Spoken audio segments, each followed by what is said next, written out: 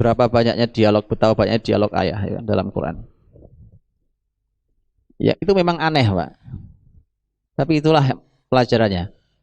Quran justru memotret yang paling banyak nasihati anak itu malah bapaknya bukan ibunya. Bapaknya bukan ibunya. Tadi Ustaz Fauzi sampaikan ada dua dialog ibu. Sebenarnya dari dua itu, yang satu ini dua dialog ibu. Yang satu itu sebenarnya ulama beda pendapat, Pak. Apakah itu adalah dialog ibunya, ya kan? Atau itu dialognya malaikat. Ulama beda pendapat dalam satu tema, yaitu tema Maryam. Tapi intinya bahwa dialog ayah itu banyak sekali. Nanti kita bahas sendiri tema dialog ayah.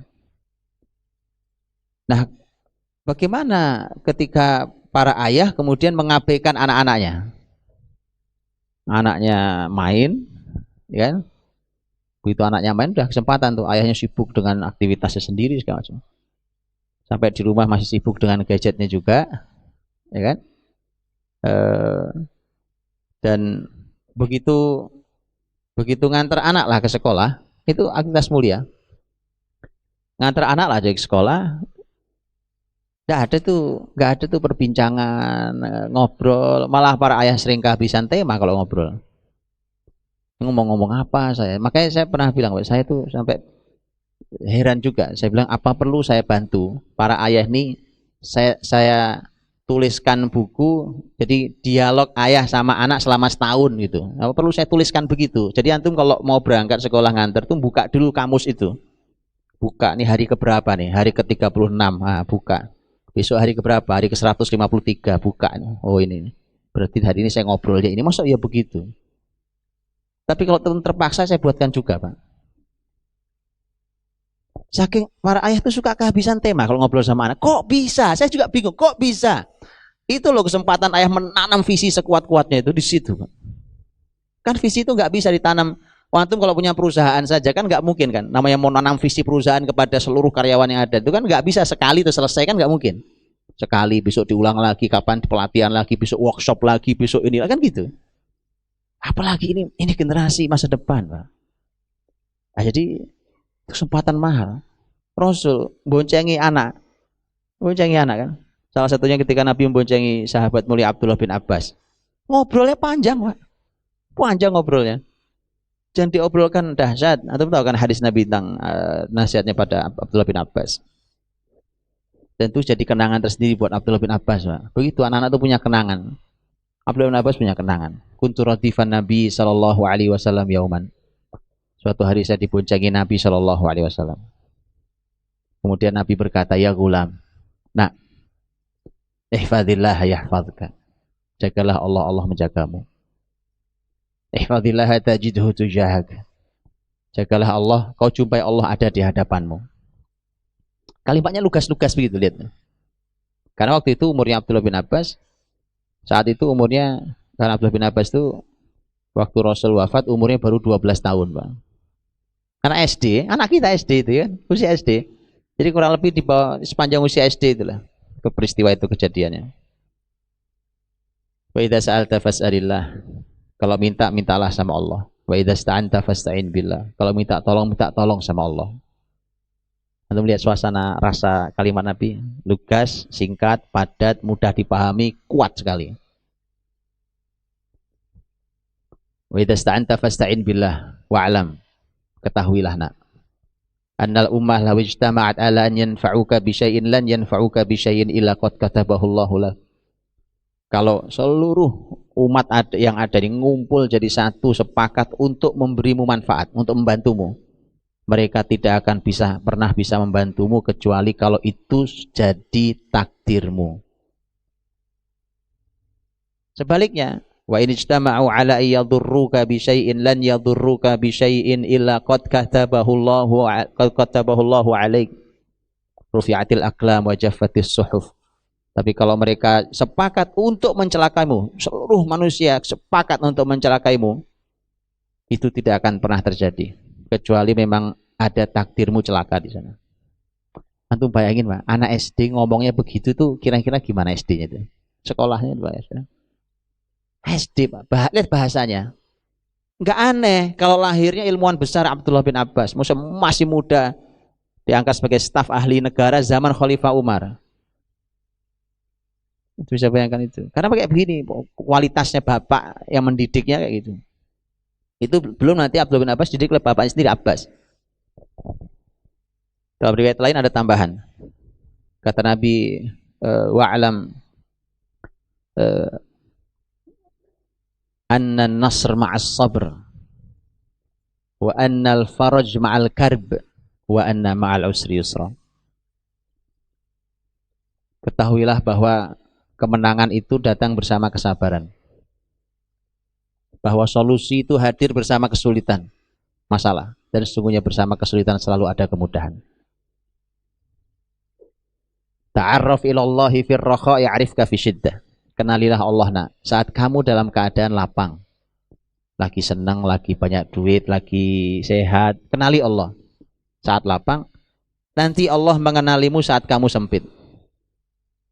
Ya, konsep-konsep hidup bukan? Itu mahal Pak. Sekarang itu yang punya konsep hidup kayak gitu siapa coba? Itu orang umur berapa? Ini pelajaran SD. SD Mas. Dan itu kesempatan dibonceng tadi nganter. Kalau kita sekarang nganter sekolah nanti bonceng ini. Ya. Insya Allah. Gitu. Jadi mengabaikan itu kata Ibnu Qayyim ini masalahnya. Mengabaikan anaknya.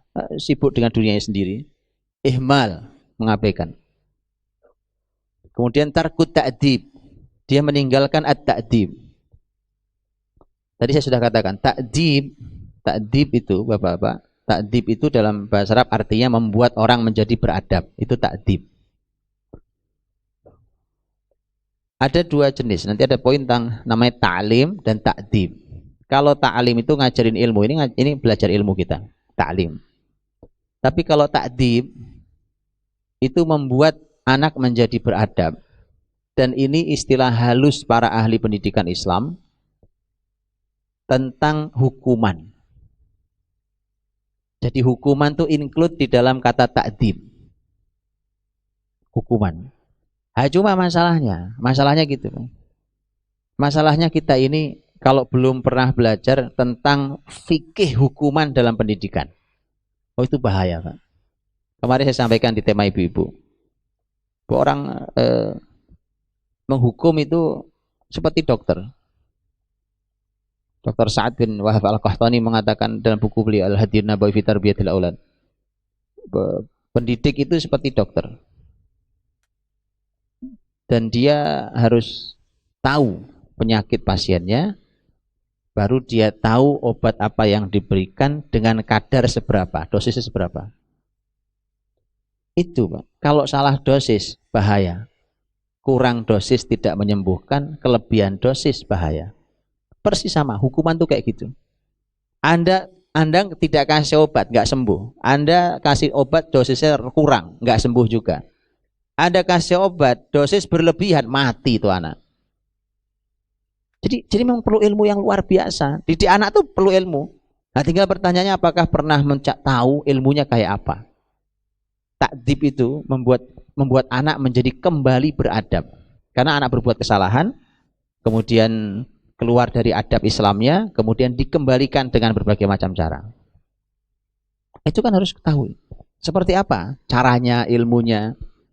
Nah, itu kalau ditinggalkan, tarkut ta'dib. Ibnu Qayyim kalau itu ditinggalkan, maka anak jadi rusak, Pak. Nah ini makanya gitu Pak. Makanya gitu saya ingatkan. Ini saya tahu kadang-kadang sebagian ayah yang sibuk sekali, begitu sibuk sekali, itu satu di antara dua pilihan kadang-kadang. Ini dua-duanya salah lagi. Yang satu karena sibuk sampai rumah lelah, fisik lelah, pengen istirahat. Anaknya berulah, sudah ngamuk bapaknya. Nggak ngukur ilmu pendidikannya emang nggak cukup. Yang kedua atau gitu, karena saya sudah jarang ketemu anak, udah terserah lah Pak, kasihan udah jarang ketemu masa marah-marah. Dua-duanya salah Pak. Dua-duanya salah. Itu namanya meninggalkan ta'dib. Jadi ayah tuh memang harus terus memantau pergerakan anak-anaknya itu. Bisa dibayangkan kalau anak Anda satu, maka satu yang Anda pantau. Anaknya 4, 4 yang dipantau ya. Anaknya 9, 9 yang dipantau. Satu-satu, setiap anak beda lagi. Itu indah berwarnanya kalau punya anak banyak, Pak. Ya, iya, kalau punya anak banyak itu Masya Allah. Kemarin juga sudah saya bilang ke ibu, Pak. Jadi sudah saya sampaikan, nanti klop di rumah. Ya. Saya sudah bilang kemarin, karena waktu saya bilang, saya cerita tentang Umar bin Abdul Aziz. Umar bin Abdul Aziz itu punya anak 17. Ibu-ibunya pada rame di ruangan. Terus saya bilang, emang begitu. Mana ada orang soleh anaknya sedikit. Orang soleh anak kok sedikit. Loh kan gini, Pak. Kalau di keluarga bapak-bapak yang baik-baik ini, anak cuma 1 dan soleh, kenapa enggak anak Anda 9 soleh semua? Kan luar biasa negeri ini baiknya. Itu maksudnya. Dan kemarin sudah saya bilang, dan ibu-ibu insya Allah sudah siap buka pabrik lagi, Pak. Insya Allah antum silakan. Ya, kalau sudah tahu ilmunya nanti antum bedakan. Didik anak pakai ilmu dengan didik anak asal jalan. Ya, anggaplah umpamanya gitu. Yuk kita sudah belajar ilmunya, kita mulai sejak awal dengan ilmu ya kan, didik anaknya. Baik, Bapak rahmati Allah. Itu ihmal ta'dib. Jadi harus tahu dulu ilmunya. Ilmu mendidik, ilmu menghukum segala macam itu ada ilmunya. Apalagi kalau kemudian hari ini kita dicekoi oleh konsep pendidikan yang mengatakan bahwa hukuman dalam pendidikan tidak ada. Bagaimana tidak ada? Bagaimana tidak ada? Rasul kita yang ngajari. Kalau bicara Rasul tuh, Bapak, anggaplah kita nggak usah berdebat tentang konsep pendidikan. Gampang. Pendidikan itu masalah hasil. Simpel. Gini gampangnya. Mana hasil pendidikan hari ini? Saya tunjukkan mana hasil pendidikan Rasulullah. Kan, pendidikan itu masalah hasil gitu. Bukan sekedar debat teori tentang pendidikan. Bicara hasil. Orientasinya hasil. Sederhana sekali. Ini nggak usah ngomong iman deh. Nggak usah ngomong iman ya kan. Anggap gak usah bicara iman. Yuk kita bicara tentang masalah apa debat ilmiah. Lihat hasil. Karenanya gak usah khawatir. Dalam Islam itu ada panduan poin per poinnya. Ada panduannya. Maka jangan tinggalkan takdib. Dan sekaligus membuat anak beradab. Anda harus bisa bedakan. Kenapa ulama pendidikan Islam itu lebih memilih kalimatnya takdib, bukan hukuman, tapi takdib. Takdib itu membuat anak beradab, bukan ukubah. Ukubah itu hukuman. Ini memperjelas bahwa kalau Anda ingin menghukum anak, Anda harus jelas-jelas punya target ingin membuat anak beradab. Dan itu suka tipis bedanya, Pak, dengan orang tua ingin memuaskan kejengkelan hatinya. Itu suka tipis bedanya. Saking marahnya ya kan, begitu marah anaknya dihukum. Padahal hatinya nggak clear itu. Makanya harus dimulai dari niat takdib. Nanti kita bicara lebih panjang tentang